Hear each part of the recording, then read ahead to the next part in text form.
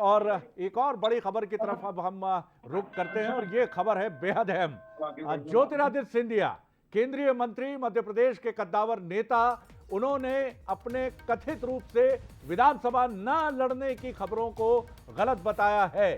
सिंधिया जी के ऑफिस से ये खंडन जारी हुआ है और उन्होंने कहा है कि certain section of the press, media के कुछ हलकों में इस तरह की खबरें प्रचारित की गई हैं कि वो विधानसभा चुनाव नहीं लड़ना चाहते हैं और ये बात उन्होंने पार्टी की केंद्रीय चुनाव समिति के समक्ष कही है। लेकिन उनके ऑफिस ने इन खबरों को आधारहीन बताया है और सिंधिया जी ने ये कहा है कि ऐसा कुछ भी नहीं है। तो इन अटकलों पर तो विराम लग गया कि सिंधिया जी विधानसभा चुनाव नहीं लड़ने चाहते हैं, ये खबरें गलत हैं पूरी तरह। तो अब दूसरा अर्थ लगाएं, क्या लड़ना चाहते हैं वो, या पार्टी कहेगी तो क्या वो लड़ेंगे? क्योंकि बीजेपी ने कई दिग्गजों को चुनाव मैदान में उतारा है।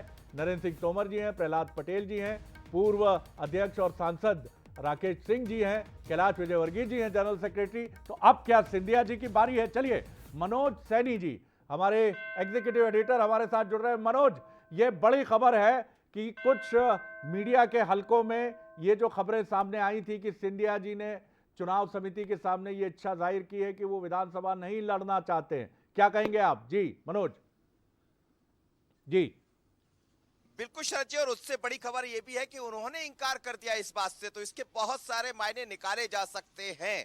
लगातार हम खबरों पर बने हैं, हमारी एक्सप्रेस दौड़ रही है, इलेक्शन एक्सप्रेस लोगों से बातें कर रही है और आज हम बैरसिया आ पहुंचे हैं और बैरसिया में भी लोगों से बातें करते हैं। तो चुनावों पर जो चर्चा है बड़ी दिलचस्प है और अब ऐसे में यदि ज्योतिरादित्य सिंधिया ये कह रहे हैं कि ये खबर जो सामने आ रही थी, जिस तरह की अटकलें चल रही थी, मैं उनको खंडन करता हूं, तो जाहिर है कि मतलब क्या आने वाली जो सूची है 94 लोगों पर रात को भी बात हुई है, जो कोर कमेटी की बैठक हुई 94 पर बात हुई, 67 इसमें विधायक है और ये भी कहा जा रहा है कि 20 से 30 लोगों के टिकट काटे जा सकते हैं। लेकिन नए चेहरे, बड़े चेहरे महानगरों से दिखाई दे सकते हैं, तो क्या बिल्कुल बिल्कुल ये बड़ा सवाल। बिल्कुल मनोज, एक और महत्वपूर्ण बात है कि क्या इसकी, मैं अटकल की ही बात कर रहा हूं लेकिन यह अटकल पॉजिटिव है, यानी सिंधिया जी के चुनाव लड़ने से जुड़ी हो सकती है।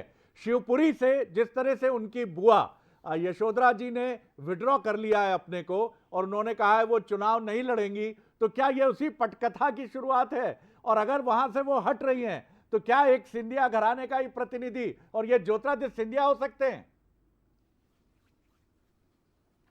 देखिए, राजनीतिक दौर है, चुनाव का दौर है, हम लोग इन तमाम सारे मुद्दों पर बात करते रहते हैं शरद जी, और हमारा काम भी यही है कि हम सोच सकते हैं ऐसा। निश्चित रूप से यदि बुआ ये कह रही है कि चुनाव में नहीं लड़ूंगी, स्वास्थ्य कारणों को उन्होंने बताया, कुछ और मंत्रियों की दिक्कत भी बढ़ सकती है ऐसा कहा जा रहा है, तलवारें लटकी हुई। लेकिन ऐसे में ज्योतिरादित्य सिंधिया क्या शिवपुरी से होंगे, हो सकते हैं।